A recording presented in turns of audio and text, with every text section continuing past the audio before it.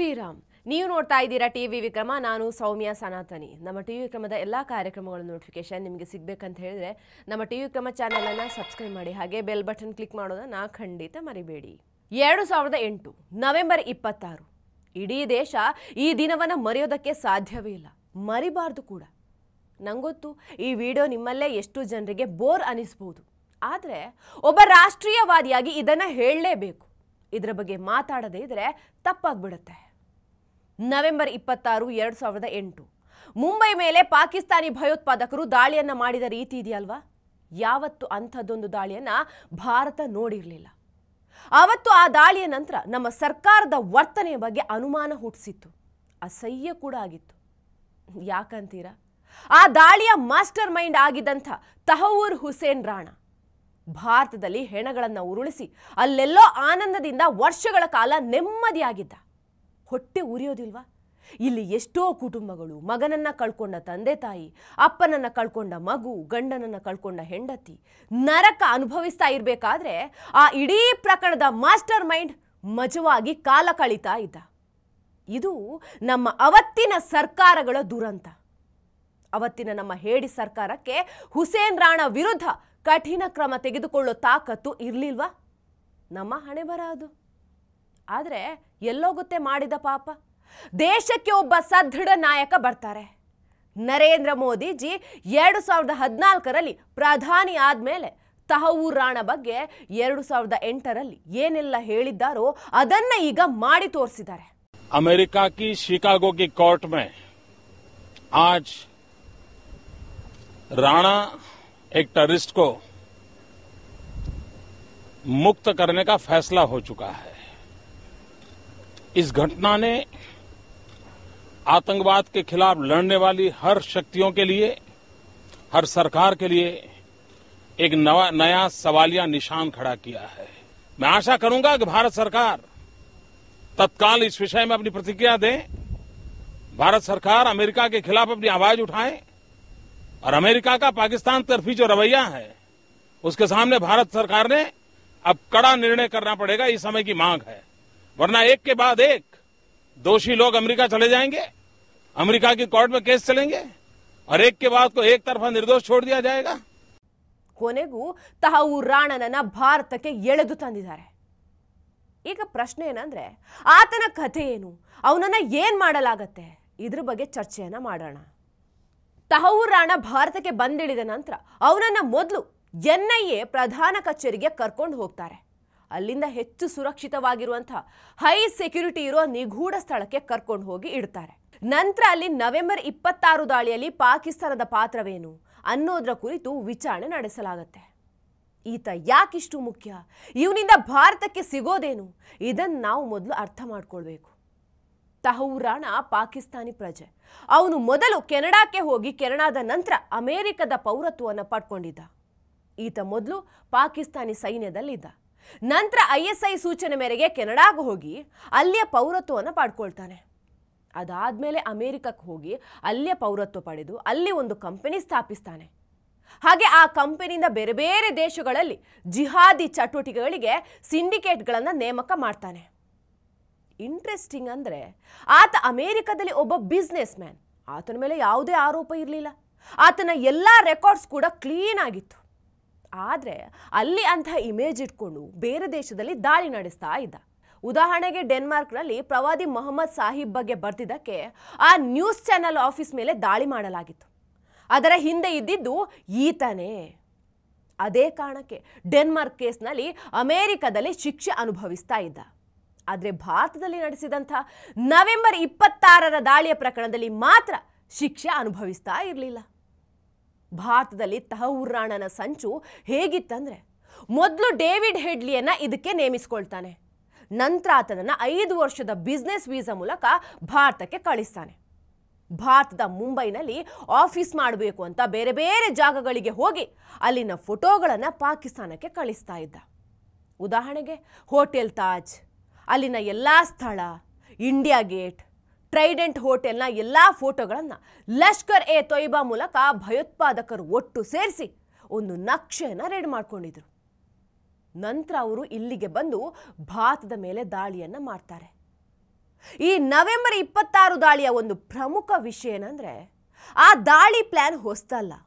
ಅಂದರೆ ಅದು ಇದ್ದಕ್ಕಿದ್ದಂತೆ ಪ್ಲಾನ್ ಮಾಡಿದ ದಾಳಿ ಅಲ್ಲ.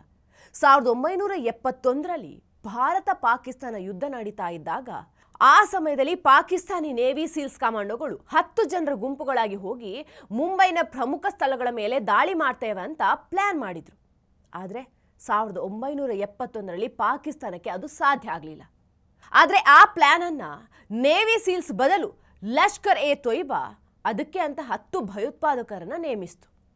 ಹಾಗೆ ಪಾಕಿಸ್ತಾನದ ನೇವಿ ಸೀಲ್ಸ್ ಕಮಾಂಡೋಗಳು ಈ 10 ಭಯೋತ್ಪಾದಕರಿಗೆ ತರಬೇತಿ ನೀಡಿ ನಂತರ ಅವರನ್ನು ಅಮೆರಿಕನ್ ಪ್ರಜೆಯ ಸಹಾಯದಿಂದ ಕಳಿಸ್ತಾರೆ. ನವೆಂಬರ್ 26ರ ದಾಳಿ ತಹವೂರ್ ರಾಣನ ನೇತೃತ್ವದಲ್ಲಿ ನಡೆದಿತ್ತು. ಹಾಗೆ ಪಾಕಿಸ್ತಾನಿ ISIನ ಏಜೆಂಟ್ ಮತ್ತು ISI ಸಹಾಯ ತೆಗೆದುಕೊಂಡು ಈ ದಾಳಿ ಮಾಡಿತ್ತು. ಈಗ ತಹವೂರ್ ರಾಣನನ್ನ ಭಾರತಕ್ಕೆ ಎಳೆದು ತಂದಾಗಿದೆ.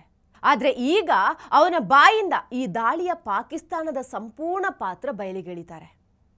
ಈ ಘಟನೆ ನಡೆದಿದ್ದು 2008 ನವೆಂಬರ್ 26. ಆದರೆ ತಹವೂರ್ ರಾಣವನನ್ನ ಭಾರತಕ್ಕೆ ತರೋದಕ್ಕೆ ಇಷ್ಟು ಸಮಯ ತೆಗೆದುಕೊಂಡಿದ್ಯಾಕೆ? ಆಗಿನ ಸರ್ಕಾರ ಅಂದರೆ ಅವತ್ತಿದ್ದ UPA ಸರ್ಕಾರದ ಮನಸ್ಥಿತಿಗೂ ಇವತ್ತಿನ ಮೋದಿ ಸರ್ಕಾರದ ಮನಸ್ಥಿತಿಗೂ ಏನು ವ್ಯತ್ಯಾಸ? ಅವರಿಂದ ಆಗದೇ ಇದ್ದಿದ್ದು ಇವ್ರು ಹೇಗೆ ಮಾಡಿದ್ರು? ಈ ಪ್ರಶ್ನೆ ಸಹಜವಾಗಿ ಕಾಡುತ್ತೆ. ಈ ಎರಡೂ ಸರ್ಕಾರಗಳ ನಡುವಿನ ವ್ಯತ್ಯಾಸವನ್ನ ನಾನು ಹೇಳಬೇಕಂತ ಇಲ್ಲ. ಇದರ ಉತ್ತರ ಅಮೆರಿಕದ ಅಧ್ಯಕ್ಷ ಒಬಾಮಾ ತುಂಬ ಒಳ್ಳೆ ರೀತಿಯಲ್ಲಿ ಹೇಳಿದ್ದಾರೆ. ಒಬಾಮಾ UPA ಸರ್ಕಾರದಲ್ಲಿದ್ದಾಗ ಭಾರತ ನಿದ್ರೆ ಮಾಡುತ್ತಿರುವ ಹುಲಿ ಅಂತ ಹೇಳಿದರು. ನಂತರ ಮೋದಿ ಸರ್ಕಾರ ಅಧಿಕಾರಕ್ಕೆ ಬಂದ ಮೇಲೆ ಒಬಾಮಾ ಈಗ ಸ್ವತಃ ಹುಲಿ ಘರ್ಜಿಸ್ತಾ ಇದೆ ಅಂತ ಹೇಳ್ತಾರೆ. ನವೆಂಬರ್ 26 ದಾಳಿ ನಡೆದಾಗ UPA ಸರ್ಕಾರ ಏನು ಮಾಡ್ತಂದ್ರೆ ದಾಳಿಯ ಒಂದು ದಾಖಲೆಯನ್ನು ಸಿದ್ಧಪಡಿಸಿ ನಮ್ಮ ದೇಶದಲ್ಲಿ ಬಹಳಷ್ಟು ದಾಳಿ ನಡೆದಿದೆ, ನೀವು ಏನಾದರೂ ಮಾಡಿ ಅಂತ ಎಲ್ಲ ದೇಶಗಳಿಗೆ ದಾಖಲೆಯನ್ನು ಕಳಿಸಿತ್ತು. ಎಂಥ ದುರಂತ ನೋಡಿ. ನಮ್ಮ ಮೇಲಾದ ದಾಳಿಗೆ ನಾವೇ ಉತ್ತರ ಕೊಡಬೇಕು ಅನ್ನೋದನ್ನು ಕೂಡ ಅವತ್ತಿನ ಸರ್ಕಾರ ಮರ್ತು ಬಿಟ್ಟಿತ್ತು. ಅಷ್ಟಕ್ಕೂ ಭಾರತ ಮಾಡಬೇಕಾದ ಕೆಲಸವನ್ನು ಜಗತ್ಯಾಕೆ ಮಾಡುತ್ತೆ? ಭಾರತದ ಮೇಲೆ ದಾಳಿ ಮಾಡಿದವರು ಪಾಕಿಸ್ತಾನದಿಂದ ಬಂದಿದ್ದಾರೆ ಅಂತ ಗೊತ್ತಾದ ಮೇಲೂ, ಅದರಲ್ಲೂ ಕಸಬ್ ಸಿಕ್ಕಿಬಿದ್ದಾಗ, ಹಾಗೆ ಆತ ಎಲ್ಲವನ್ನ ಹೇಳ್ಕೊಂಡಾಗ UPA ಸರ್ಕಾರ ಯಾಕೆ ಪ್ರತೀಕಾರ ತೀರಿಸ್ಕೊಳ್ಳಿಲ್ಲ? ವ್ಯತ್ಯಾಸ ಇಷ್ಟೇ. ಅದೇ ಈಗ ನೋಡಿ, ಉರಿಯ ನಂತರ ಸರ್ಜಿಕಲ್ ಸ್ಟ್ರೈಕ್ ಮಾಡ್ತೀವಿ, ಬಾಲಾಕೋಟ್ ದಾಳಿಯನ್ನು ನಡೆಸ್ತೀವಿ. ಅದೇ ಆಗ UPA ಸರ್ಕಾರ ಆಪರೇಷನ್ ಕರಾಚಿ ಯಾಕೆ ನಡೆಸಲಿಲ್ಲ? ಅಷ್ಟಕ್ಕೂ ಆ ಆಪರೇಷನ್ ನಡೆಸೋದಕ್ಕೂ ಯಾರು ತಡೆದಿದ್ದು? UPA ಸರ್ಕಾರದಲ್ಲಿ ಭಾರತದ ಹಲವಾರು ಪ್ರದೇಶದಲ್ಲಿ ಬಾಂಬ್ ಸ್ಫೋಟಗಳಾಗ್ತಾ ಇದ್ವು. ದೆಹಲಿ, ಮುಂಬೈ, ಜೈಪುರ, ಅಹಮದಾಬಾದ್, ವಾರಣಾಸಿಯಲ್ಲಿ ದೇಶದಲ್ಲಿ ಸ್ಫೋಟ ಆಗದೇ ಇರುವ ಸ್ಥಳಗಳೇ ಇರಲಿಲ್ಲ. ಅದೇ ನೀವು 2014ರ ನಂತರ ನೋಡಿ, ಎಲ್ಲೂ ಅಂಥ ಘಟನೆ ನಡೆದಿಲ್ಲ. ನಾವೆಲ್ಲ ಚಿಕ್ಕವರಿದ್ದಾಗ ಟಿವಿಯಲ್ಲಿ ಕೇಳಿದ್ದುಂಟು, ಬಸ್ ಸ್ಟ್ಯಾಂಡ್, ರೈಲ್ವೆ ಸ್ಟೇಷನ್ ಹಾಗೂ ಸಾರ್ವಜನಿಕ ಸ್ಥಳಗಳಲ್ಲಿ ಅನುಮಾನಾಸ್ಪದ ವಸ್ತು, ಬ್ಯಾಗ್ ಕಂಡು ಬಂದರೆ ಮುಟ್ಬೇಡಿ, ಬಾಂಬ್ ಇರುತ್ತೆ ಅಂತ. ಅಂದರೆ ಪರಿಸ್ಥಿತಿ ದೇಶದಲ್ಲಿ ಅವತ್ತು ಹಾಗಿತ್ತು. ಆದರೆ ಈಗ ಕಾಶ್ಮೀರದಲ್ಲೂ ಯಾವುದೇ ಭಯ ಇಲ್ಲ. ಇಷ್ಟೇ ವ್ಯತ್ಯಾಸ. ಸದ್ಯ ಈಗ ತಹವೂರ್ ರಾಣನನ್ನ ಭಾರತಕ್ಕೆ ತರಲಾಗಿದೆ. ಇದಲ್ಲದೆ ಈ ರೀತಿ ಅಮೆರಿಕದಿಂದ ಭಾರತಕ್ಕೆ ಹಸ್ತಾಂತರಿಸಿದಾಗ ಭಾರತ ಸರ್ಕಾರ ಹಲವಾರು ದಾಖಲೆಗೆ ಸಹಿ ಹಾಕಿರುತ್ತೆ. ಭಾರತ ಸರ್ಕಾರ ಇವನನ್ನ ಕಾನೂನು ಪ್ರಕಾರ ಶಿಕ್ಷಿಸ್ತೀವಿ ಅಂತ ಹೇಳಿ ತಂದಿದ್ದಾರೆ. ಅದಲ್ಲದೆ ತಹವೂರ್ ರಾಣ ಇವನನ್ನ ಇನ್ನೂ ಬಹಿರಂಗಪಡಿಸುವುದು ಬಾಕಿ ಇದೆ.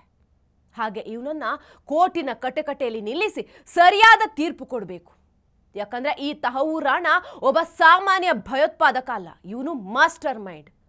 ಕೋರ್ಟ್ ವಿಷಯಕ್ಕೆ ಬಂದಾಗ ತಹವೂರ್ ರಾಣ ಪರ ವಕೀಲ ಸಿಗಬಹುದಾ ಎಂಬ ಪ್ರಶ್ನೆ ಕೂಡ ಹುಟ್ಕೊಳ್ಳುತ್ತೆ. ಇದಕ್ಕೆ ಉತ್ತರ ಹೌದು. ಆದರೆ ಭಾರತ ಇನ್ನೂ ದೇಶದ್ರೋಹಿಗಳಿಂದ ಮುಕ್ತಿ ಪಡೆದಿಲ್ಲ. ನೋಡಿಬೇಕಾದ್ರೆ ಯಾರಾದರೂ ಇವನ ಪರವಾಗಿ ವಕಾಲತ್ತು ವಹಿಸೋಕೆ ಬಂದೇ ಬರ್ತಾರೆ. ಮಧ್ಯರಾತ್ರಿ ಕೋರ್ಟ್ ಬಾಗಿಲು ತೆಗೆಸೋರು ಕೂಡ ಇನ್ನೂ ಬದುಕಿದ್ದಾರೆ. ಕಸಬ್ ಆಗಿರಬಹುದು, ತಹವೂರ್ ರಾಣ ಆಗಿರಬಹುದು, ಭಾರತದಲ್ಲಿ ಅವರ ಪರ ನಿಲ್ಲುವ ಜನ ಸಿಕ್ಕೇ ಸಿಗ್ತಾರೆ. ಭಾರತದಲ್ಲಿ ಭಯೋತ್ಪಾದನೆಯನ್ನು ಸಮರ್ಥನೆ ಮಾಡುವವರನ್ನ ಎಲೆಕ್ಷನ್ನಲ್ಲಿ ವೋಟ್ ಮಾಡಿ ಗೆಲ್ಲಿಸುವಂಥ ಜನ ಇನ್ನೂ ಭಾರತದಲ್ಲಿ ಇದ್ದಾರೆ. ಇದು ನಮ್ಮ ದೇಶದ ಪರಿಸ್ಥಿತಿ. ಭಾರತದಲ್ಲಿ ಆಂತರಿಕ ದ್ವೇಷ ಯಾವ ಲೆವೆಲ್ನಲ್ಲಿದೆ ಅಂದರೆ, ಮೋದಿ ಹಾಗೂ ಬಿಜೆಪಿಯನ್ನು ಸೋಲಿಸಲಿಕ್ಕೆ ಕಸಬ್ ಹಾಗೂ ತಹವೂರ್ ರಾಣ ಅವರನ್ನ ಸಮರ್ಥಿಸುವಂಥ ಪರಿಸ್ಥಿತಿ ಬಂದರೆ ಅದನ್ನು ಕೂಡ ಮಾಡ್ತಾರೆ. ಇದು ನಮ್ಮ ದುರಂತ. ಟಿವಿ ವಿಕ್ರಮ, ದೇಶ ನಿಮ್ಮ ಕೈಯಲ್ಲಿ. ಈ ಕಾರ್ಯಕ್ರಮ ನಿಮಗೆ ಇಷ್ಟ ಆಗಿದ್ದಲ್ಲಿ ಲೈಕ್, ಶೇರ್ ಹಾಗೂ ಕಮೆಂಟ್ ಮಾಡಿ.